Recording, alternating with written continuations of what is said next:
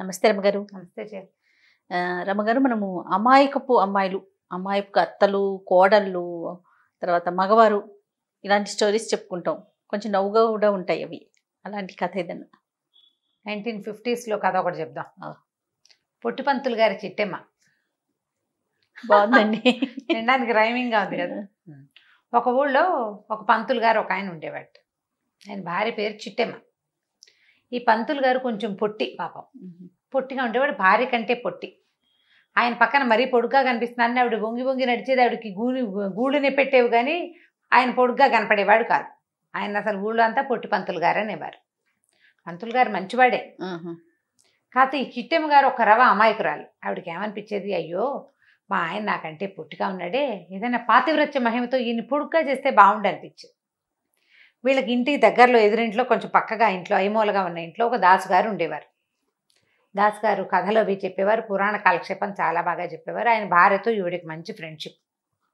ఏమండి వదిన గారు, పతివ్రతల కథల్లో భర్తని పొడుగు చేసిన కథలు ఉన్నాయండి ఎక్కడైనాను అని అడిగేది. అడిగితే ఆయన ఏమవుతాడు, ఇంకా ఏమవుతాడు అనేది ఆవిడ. అట్లా ఏమో ఉండదు, అట్లా కాదండి నాకెంతో ఇది పాతివ్రత్యం, మా వారంటే నాకు చాలా గౌరవం, ఏదైనా ఒక ఉపాయం చెప్పండి అంటూ ఉండేది. ఇలా రోజులు గడిచేవి. ఈవిడికి చాలా బాధగా ఉండేది, భర్త పొట్టిగా ఉన్నాడు, ఆయన పొడుగ్గా చేయాలి ఎలాగైనా. అయితే ఆయన ఆ కథలు ఈ కథలు ఏ కథలైనా వినంగానే పాతివ్రత్యంతో అన్నం మానేసి, కూర మానేసి, పప్పు మానేసి అయినా ఆయన్ని పెంచుదామని చూసేది. మానేయడం మిగిలేదు కానీ ఆయన అలాగే ఉండేవాడు. ఒకనాడు ఏమైందట, వెళ్ళి వాళ్ళ ఇంట్లో కూర్చున్నప్పుడు మా వారు ఎలాగైనా పొడుగవ్వాలి, ఏదో ఒకటి ఉపాయం అని మాట్లాడుకున్నారు. మాట్లాడితే ఆవిడేమందంటే, ఏమది ఇంత వయసు వచ్చాక పొడుగవరే అమ్మాయి, అయితే మా వాడు ఆ మధ్య 2 రింగులు తెచ్చాడు, ఏమిటంటే దూలానికి వేళ్లాడేసాడు, అవి పుచ్చుకుని వేళ్లాడితేట పొడుగవుతారేవు మా పిల్లాడు చెప్పాడు, మరి మీ ఆయన కూడా అట్లా అవుతాడేమో ప్రయత్నం చేయమని. సరే ఈవిడేం చేసింది, రింగులు ఎక్కడి నుంచి వస్తాయి, మనం ఇప్పుడు ఎట్లా వేళ్లాడరు పిల్లలు స్కిప్పింగ్ చేస్తే పొడుగవుతారు, ఏదైనా బస్కీలు తీస్తే పొడుగవుతారు, పుచ్చుకుని వేళ్లాడండి మనం కూడా చెప్తాం, వేళ్ల మీద పొడుగ్గా సాగి నుంచుంటే క్రమంగా పొడుగవుతారు. కాకపోతే ఇట్లా 30, 40 వచ్చిన వాళ్ళు ఎట్లా అవుతారు. ఈవిడేమనుకుంది, మన దగ్గర రింగులు లేవు, ఇప్పుడు రింగులు ఎక్కడి నుంచి వస్తాయి. అందుకని ఏమనుకుంది, ఓ పంచేద్దాం, పైన దూలం ఉంది కదా, దూలానికి ఒక తాడు గనక వేస్తే ఆ తాడు పుచ్చుకుని వేళ్లాడమంటే సరి భర్తని. ఆవిడ కొద్దిగా ప్రయత్నం చేసి కంబారు తాడు ఒకటి తెప్పించింది. కంబారు తాడు అంటే ఏమిటది, కొబ్బరి తాడు తెప్పించింది. సరే ఏం చేసింది, దూలానికి ముడేసింది, 2 తాళ్ళు వేళ్లాడేసింది. అది ఎక్కడ దాకా వచ్చినాయి, ఈవిడ ఇట్లా పట్టుకునేదాకా వచ్చింది. ఇట్లా పట్టుకుంటే భర్తకు అందుతాయి కదా. ఈ లోపల ఏమైంది, ఆయన ఏదో పని చేసుకుని వచ్చాడు, కరణం బహుశా ఆయన ఊరంతా తిరిగి వచ్చాడు. తిరిగి అలసిపోయి ఇంట్లోకి వచ్చేసరికి వాళ్ళు నట్టింట్లో కిందకి వేళ్లాడుతున్న తాడు కనిపెట్టేసరికి ఏమన్నాడు, ఎవరికి ఊరేయటానికి వెకటవే తాళ్ళు, నీ మొహమండా అన్నాడు. మీకేనండి అంది ఆవిడ. అనగానే ఆయన కొళ్ళు మండిపోయింది, దోసు నీ మొహమండా, నాకు ఊరేసి చంపుతుంటే కాదండి అని ఈవిడ చెప్పబోయే లోపల ఆయనకు అది అర్థం కాల. పైన తాడు గట్టి కిందకి వేళ్లాడేస్తే ఏం చేస్తారు, ఉయ్యాలనుకో కింద దాకా వేయాలి తాడు, ఇక్కడ దాకా ఎట్లా వేశారు, ఇక్కడ దాకా వేసింది ముడేసుకోవటానికి అంతే. దాన్ని ఊరేసి చంపేద్దాం అనుకుంది పెళ్ళాం అనుకున్నాడు. అక్కడి నుంచి మూలన బడి తీసి చెడామడా కొట్టేసేద్దామని. ఇట్లాంటి పనులు చేస్తావా నువ్వు, మొగుడిని చంపేద్దామని చూస్తున్నావుటే, తాడు సిద్ధంగా పెట్టావు, ఏ రాత్రుడు నా పీకేసి ఊరేసేద్దామనే కదా. ఆవిడ పాపం అర్థమయ్యేలాగా చెప్దామని చూసింది, తన పాతివ్రత్యం ఆయనకు అర్థం కావట్లేదని ఆవిడ బాధపడింది. చివరికి కుదరలే, తాడు ఓడ తీసేసి అవతల పారేసాడు. చాలా బాధేసింది ఇవిడికి, అయ్యో ఇదేదో ట్రై చేసాం అవ్వలేదని. మళ్ళీ పురాణ కాలక్షేపం వినేది. ఈ పురాణాల్లో వింటే ఏం కనపడేది, ఒకరోజు విన్నది, సావిత్రి సత్యవంతుడి కోసం యమధర్మరాజు వెనకాల నడుచుకుంటూ వెళ్ళిపోయింది. యముడు వెనకాల వెళ్ళి మొగుడిని తెచ్చేసుకుంది ఒక ఆవిడ. ఇంకొక ఆవిడ మొగుడిని బొట్లో పెట్టుకుని ఎక్కడికో తీసుకెళ్ళింది. పెదవది పొడుగు చేయలేను నేను, నాకు మాత్రం పాతివ్రత్యం ఏం తక్కువ, పతివ్రతల కోవకు చెందిన వంశం మాది అసలే. ఆవిడకి చాలా కష్టంగా ఉంది. సరే ఓ రోజు పోయి ఆ దాసుగారి ఇంట్లో కూర్చుంది.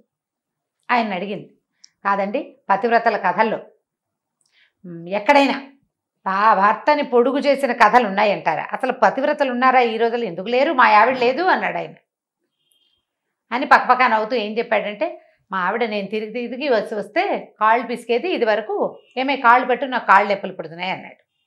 అనేసరికల్లా ఆయనంట మంచం మీద పడుకున్నాడు, ఆవిడ కింద కూర్చుంది, పాదాలు నొక్కుతుంటే ఈవిడ చూస్తోంది, అబ్బో ఈవిడ పాతివ్రత్యం చాలా బాగుంది అని. అప్పుడు దాసుగారు ఏం చెప్పారంటే, ఇలాగే కదమ్మా కాళ్ళు పిసికి నేను ఎంత ఉండేవాడిని, మీ ఆయన అంతే ఉండేవాడిని, ఇప్పుడు ఇంత పొడుగ్గా ఎట్లా అయ్యాను, మా ఆవిడ రోజు కాళ్ళు పిసకడంతో నేను పొడుగయ్యాను అన్నాడు.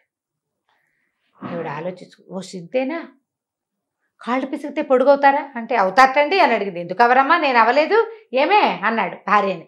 ఆవిడేమో అవునమ్మా ఎప్పుడు కాళ్ళు పిసుకుతాను నేను అంటే. ఆ రోజుల్లో చిన్నప్పుడే పెళ్ళిళ్ళు అయ్యేవి. 13-14 ఏళ్ళ అబ్బాయికి 5-6 ఏళ్ల పిల్లకి పెళ్లి చేసేవాళ్ళు. దీనికి 10 ఏళ్ళు వచ్చేసరికి వాడికి 20 ఏళ్ళతో కొంచెం సాగేవాడు. ఈ రోజు కాళ్ళు పట్టటాలు అలాంటి క్రియలు జరుగుతూనే ఉండేవి. కాళ్ళు పట్టడం వల్లే పొడుగయ్యారు అంటే ఏమంటారంటే బట్టతలకి మోకాలకి ముడి పెట్టుకోవటం. సరే సరే అనుకుంది. ఏమనుకుంది, సరే అక్కడి నుంచి లేచెళ్ళి ఎలాగైనా మా ఆయన్ని కాళ్ళు పట్టి పొడుగు చేసి నా పాతివ్రత్యం నిరూపించుకోవాలి. భవిష్యత్ కాలంలో చెప్పుకోవడానికి కథలు ఉండద్దు జనాలకి. ఇదివరకు సావిత్రి ఏమో మొగుడు కోసం యమధర్మరాజు వెనకాల వెళ్ళింది, జరిగింది కథ. ఇప్పుడు చెప్పుకుంటున్నాం. ఆవిడెవరో అసలు దేవతలతోటి పోరాడి మొగుడిని యంగుగా చేసుకుంది, అదో కథ ఇవాళ చెప్పుకుంటాం. రేపు నా కథ చెప్పుకోవాలి. సతీ సులోచన, సతీ అనసూయ ఇవన్నీ చెప్పుకోవట్లా, వాళ్ళందరూ కథలు అవన్నీ ఇప్పుడు చెప్పుకున్నాం. ఇప్పుడు నేను పొడుగు చేసిన కథ రేపు చెప్పుకుంటారు, 4 రోజులు పోయాక, నేను పోయాక ఎలాగైనా ఈ పని చేసేయాలి. సరే లోపలికి వెళ్ళింది. ఆయన అప్పుడే ఎక్కడి నుంచో బయట నుంచి వచ్చి మంచం వాల్చుకు పడుకుని ఉన్నాడు. వాదాల దగ్గర కూర్చుంది. కాళ్ళు పడదామని కాళ్ళు పట్టుకుంది. కాసేపు అయ్యాక వీళ్ళ ఇంట్లో నుంచి మొయ్యో మొయ్యో మొయ్యో అని కేకలు అరుపులు వినపడుతున్నాయి. ఆ ఎదురుంట్లో ఉన్న దాసుగారు పెళ్ళాము పరిగెత్తుకొచ్చారు. ఏమిటయ్యా భలేవారి పంతులు, పెళ్ళాన్ని కొడతారటయ్యా ఎవరైనాను అంటే, కొట్టకేం చేయనండి, ఇది నన్ను చంపేయాలని చూస్తోంది అన్నాడు ఆయన. అదేమిటమ్మా కాళ్ళు పిసుకుతానన్నావు కదా అంటే, నా మెడ పిసికేస్తోందండి ఇది అని గట్టిగా అరిచాడు. అరిచేసరికి ఏమ్మా కాళ్ళు పిసుకమని చెప్పాం కాదుటమ్మా నీకు అంటే, అవునండి కాళ్ళు పిసుకుదామని పాదాల దగ్గర కూర్చుంటే ఈయన పడుకున్నారు కదా, మెళ్ళలో తులసి పేరు కనపడుతుంది ఆయన మెళ్ళలో. ఏదో కాళ్ళు పిసికితేనే ఈయన పొడుగై నాకు పేరు వచ్చేటట్టయితే ఇంత చక్కగా తులసి పేర్లు ధరించి ఉండే వీరి మెడ గనక పిసికితే ఆయన పొడుగు అవుతాడు, నాకు పేరు వస్తుంది, నాకు పాతివ్రత్యం సిద్ధిస్తుందని భావించి మెడ పట్టుకున్నానండి అనేసరికల్లా ఏదో లేవయ్యా తెలియక చేసింది. ఏం తెలియక చేసిందండి, ఆ మధ్య మా ఆవిడ మీకు తెలీదు పెద్ద తాడేసి కట్టింది నాకు ఊరేయటానికి, ఇది నన్ను చంపేయడానికి చూస్తోందండి అన్నాడు. అనేసరికల్లా తాడు కట్టేవా, రింగులు కాదుటమ్మా నీకు చెప్పాను అని అడిగింది ఎదురుంటే ఆవిడ. మీరు రింగులే చెప్పారండి, మా ఇంట్లో రింగులు లేవు అందుకని తాడేసి కట్టాను, వీరికి అర్థం కాలేదు, నేను చెప్పే లోపల వాళ్ళ నన్ను ఇలాగే తిట్టి కొట్టారండి అని అనేసరికల్లా ఆ వచ్చిన ఆవిడ పక్కింటి ఎదురుంటే ఆవిడ వచ్చింది కదా, ఆవిడంది అది కాదండి పంతులు గారు, మీరు పొట్టిగా ఉన్నారు, పొడుగవ్వాలని మీ ఆవిడ కోరిక, తన పాతివ్రత్యంతో దాన్ని సిద్ధింప చేయాలని ప్రయత్నం చేస్తోంది, రింగులు పుచ్చుకు వేళ్లాడితే సాగుతారని రింగుల బదులు తాళ్ళు కట్టినంటే, ఏమిటండి ఏదో ఒక రోజు నువ్వు బండరాయి చేసి నన్ను ఎత్తున పడేస్తుంది ఇది, మీరు ఇలాంటి సలహాలు చెప్పబోకుండా నేను వాళ్ళని కేకలేశాడు.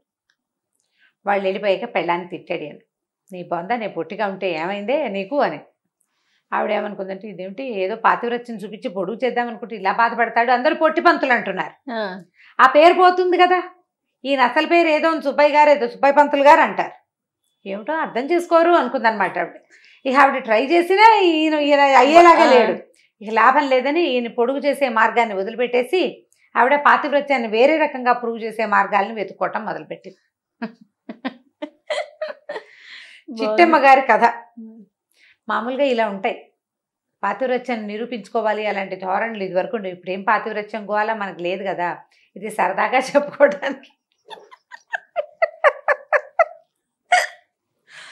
బ్యాడ్ వర్డ్ అయిపోయింది జయ పాతివ్రత్యం అనగానే. అదేమిటి మొగుడికి మీ మీద పతికే వ్రతం ఉండాలా, పత్నికి వ్రతం వద్దా, పత్ని వ్రతుడు అని ఎవరైనా ఒకళ్ళని చూపించండి అని పోట్లాడరు. కిందటిసారి నువ్వు కూడా అన్నావు. అవును, ఎప్పుడు పతివ్రతలేనా, పత్ని వ్రతులు ఉండరా? పత్ని వ్రతులు ఎందుకుంటారు, ఉంటారు, కాకపోతే వాళ్ళు కాళ్ళు పెట్టారని బట్టలు ఉతికారని అవన్నీ చూపించలేకపోతాం, మనం చెప్పుకోలేకపోతాం కదా. ఏదో ఇలాంటి సరదా కథలు చెప్పుకుంటాం అంతే, అమాయకురాళ్ళైన ఆడవాళ్ళ సంగతులు చెప్పుకుంటూ ఉంటాం మనం. బాగుందండి, చాలా బాగుంది రమ్మగారు. పొట్టిపంతులు గారి చిట్టమ్మ కథ సూపర్. రైట్ రమ్మ గారు, నమస్తే అండి. నమస్తే జయ. ఈ వీడియో కనుక మీకు నచ్చినట్లయితే లైక్ చేయండి, షేర్ చేయండి. మరిన్ని ఇంట్రెస్టింగ్ వీడియోస్ కోసం మా ఛానల్ని సబ్స్క్రైబ్ చేసుకోండి.